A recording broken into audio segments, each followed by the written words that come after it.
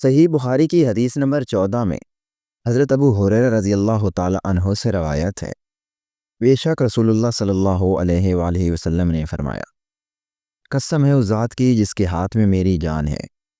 تم میں سے کوئی بھی شخص اس وقت تک ایماندار نہ ہوگا جب تک میں اس کے والد اور اولاد سے بھی زیادہ اس کا محبوب نہ بن جاؤں۔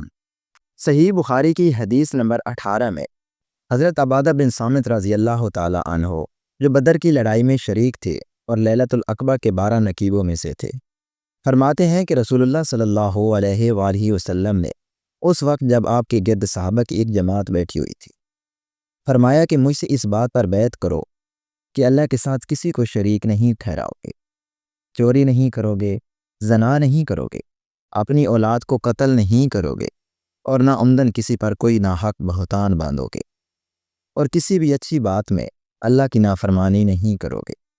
جو کوئی تم میں سے اس عہد کو پورا کرے گا تو اس کا ثواب اللہ کے ذمہ ہے، اور جو کوئی ان بری باتوں میں سے کسی کا ارتکاب کرے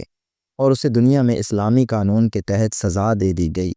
تو یہ سزا اس کے گناہوں کے لیے بدلہ ہو جائے گی، اور جو کوئی ان میں سے کسی بات میں مبتلا ہو گیا اور اللہ نے اس کے گناہوں کو چھپا لیا تو پھر اس کا معاملہ اللہ کے حوالے ہے، اگر چاہے تو معاف کر دے اور اگر چاہے تو سزا دے دے۔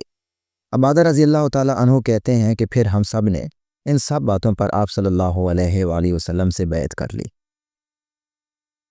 صحیح بخاری کی حدیث نمبر 13 میں حضرت انس رضی اللہ تعالی عنہ سے روایت ہے، نبی کریم صلی اللہ علیہ وآلہ وسلم نے فرمایا، تم میں سے کوئی شخص ایماندار نہ ہوگا جب تک اپنے بھائی کے لیے وہ نہ چاہے جو اپنے نفس کے لیے چاہتا ہے۔